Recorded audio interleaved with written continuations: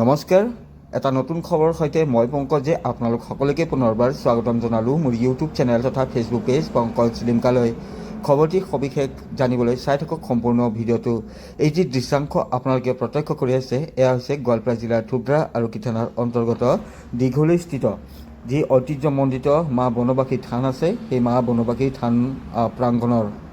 আৰু এই যি থান, এই থানৰ এটা বহুদিনীয়া অভাৱ পূৰণ হ'ল আৰু তাকে লৈ উৎফুল্লিত হৈ পৰিছে স্থানীয় ৰাইজ। আৰু সেই অভাৱটো আছিল যে যি ঐতিহ্যমণ্ডিত মা বনবাসী থান আছে, এই মা বনবাসী থান প্ৰাংগণত কোনো ৰাজহুৱা সভাগৃহ নাছিল আৰু সেই কথাটো অৱগত কৰোৱা হৈছিল বৰ্তমানৰ 15 নং দুধনৈ বিধানসভা সমষ্টিৰ বিধায়ক যাদৱ স্বৰ্গাৰী ডাঙৰীয়াক। আৰু তেওঁ যিহেতু পূজাত আহিছিল, আপোনালোকে জানে যে বাৰ্ষিক পূজা অনুষ্ঠিত হয় এই মা বনবাসী থানত আৰু সেই থানতে তেওঁক আমন্ত্ৰণ জনোৱা হৈছিল।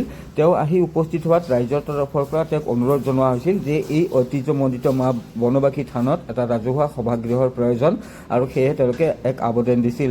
আৰু সেই আবেদন অনুযায়ীয়ে বিধায়ক পুঁজিৰ পৰা এটি 5 লাখ টকা আবণ্টন দিয়া হৈছিল আৰু সেই 5 লাখ টকাৰে এটি ৰাজহুৱা যি সভাঘৰ, সেই সভাঘৰ নিৰ্মাণ কৰি উলিওৱা হয়। আৰু অলপতে এই যি কমিউনিটি হল, এই কমিউনিটি হলটো বিধায়ক যাদৱ স্বৰ্গাৰী ডাঙৰীয়াই ফিতা কাটি ৰাইজৰ বাবে মুকলি কৰি দিয়ে। তো দৃশ্যাংশসমূহ আপোনালোকে স্ক্ৰীণত প্ৰত্যক্ষ কৰি আছে। আৰু এনেদৰে ৰাইজৰ যি দীৰ্ঘদিনীয়া এটা অভাৱ আছিল, সেই অভাৱ পূৰণ হোৱাৰ পৰিপ্ৰেক্ষিতত স্বাভাৱিকতে সুখ অনুভৱ কৰিছে ৰাইজে। মন্তব্য আছে, সেই মন্তব্য আপোনালোকক শুনাম। কিন্তু তাৰ পূৰ্বে আৰু এটা কথা কৈছোঁ যে হাউলিত এখন উপহাৰ কুপনৰ খেল অনুষ্ঠিত হ'বলৈ গৈ আছে অহা 10 জানুৱাৰীত। প্ৰথম বছৰৰ প্ৰথম খেল 10 জানুৱাৰীত অনুষ্ঠিত হ'বলৈ গৈ আছে। টিকেট মোৰ তাতে লিমিটেড আছে। যদি আপোনালোকে কোনোবাই সেই খেলখনৰ টিকেট ল'ব বিচাৰে তেন্তে স্ক্ৰীণত নাম্বাৰটো দিয়া হৈছে, সেই নাম্বাৰটোত আপোনালোকে মোক হোৱাটছএপত মেছেজ দি দিব কেইখন টিকেট লাগে। তাৰপিছতে আপোনালোকে টিকেট ল'ব পাৰিব। হাউচ আছে 1ৰ পৰা 8লৈকে, 1 2 3 4 5 6 7 8 হাউচলৈকে খেল হ'ব আৰু গোটেইকেইটা হাউচৰে টিকেট মোৰ লগত আছে। যদি আপোনালোকে এই খেলখনত টিকেট ল'ব বিচাৰে তেন্তে নাম্বাৰটো দিয়া হৈছে, সেই নাম্বাৰটোত আপোনালোকে মোক হোৱাটছএপত একোটাকৈ মেছেজ দি দিব। তাৰপিছতে আপোনালোকে টিকেট ল'ব পাৰিব মোৰ পৰা। তো এয়া আছিলে দীঘলীস্থিত মা বনবাসী থানৰ যি কমিউনিটি হল উদ্বোধনৰ খবৰটি। এইটো আমাৰ 5 লাখ টকাৰ 2024-25 বৰ্ষৰ MLA ফাণ্ডৰ টকা আছিলে। হয়, তেওঁ আমাক কথা দি গৈছিল যে 2022 চনতে যে এই মন্দিৰৰ নামত, কোনটো মন্দিৰ ছাৰ? দীঘলী শ্ৰী শ্ৰী মা বনবাসী মন্দিৰৰ নামত হয়, আৰু দীঘলী ৰাইজক হয়, তেওঁ কমিউনিটি এটা হল দিব। হয়, সেইমতে তেওঁ কথা দি যোৱাৰ মতে আজি তেখেতে আমাক এই কমিউনিটি হলটো সম্পূৰ্ণ হোৱাৰ পৰিপ্ৰেক্ষিতত আজি আমাক ৰাইজক হস্তান্তৰ কৰি দিলে। আৰু এই উপলক্ষে আমি এই অনুষ্ঠানটো আয়োজন কৰিছিলোঁ আৰু তেখেতলৈ আমাৰ অশেষ ধন্যবাদ যে তেওঁলোকে কথা দি আমাক কথা ৰাখিলে।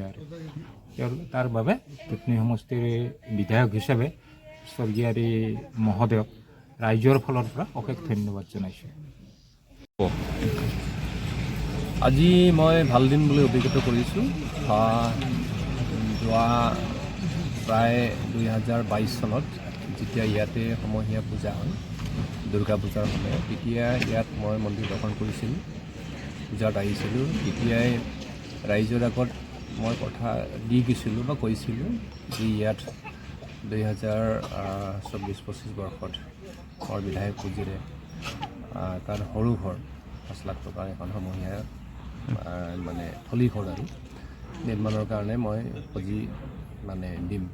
আৰু সেই হিচাপে কথা দিছিলোঁ আৰু সেই হিচাপে নিৰ্মাণ সমিতি ইতিমধ্যে ঘৰটো কমপ্লিট কৰি পেলাই আজি আমি দ্বাৰ উন্মোচন কৰিলোঁ।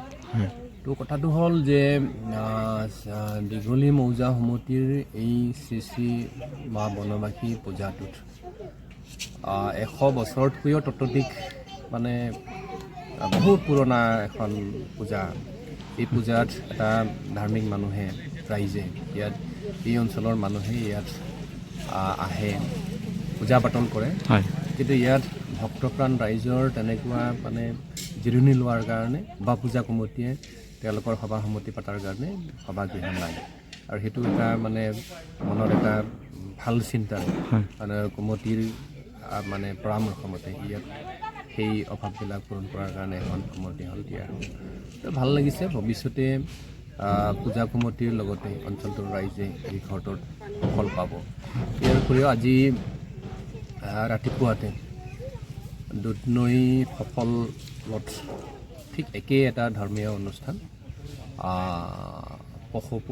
পশুপতি এটা মন্দিৰ প্ৰাংগণত ৰাতিপুৱাতে এটা মানে 2025-26 বৰ্ষৰ এটা কমিউনিটি হলৰ আধাৰশিলা ৰাতিপুৱাতে কৰিলোঁ।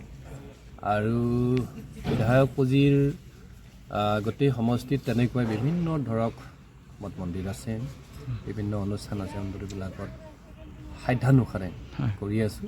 আৰু ভৱিষ্যতে সামাজিক দায়বদ্ধতাৰে এনে অনুষ্ঠানৰ লগত জড়িত হৈ মই আনন্দিত হওঁ আৰু ভাল পাওঁ। নিৰ্বাচনো আহি আছে, কেনে আশা? নিৰ্বাচনটোত আহি আছে। হয়, নিৰ্বাচনৰ কাৰণে ইতিমধ্যে নিজকে প্ৰস্তুত ৰাখিছোঁ। আৰু দলৰ যিখিনি আমাৰ বিভিন্ন তেনেকুৱা ধৰণৰ সভা-সমিতি এইবিলাক কৰি আছে। আৰু ৰাইজে যদি মানে আশীৰ্বাদ দিয়ে, ৰাইজে যদি মানে ভাল পায়, নিশ্চয় পৰৱৰ্তী সময়ত নিশ্চয় আৰু বিধায়ক হোৱাৰ নিশ্চয় সুবিধা পাম।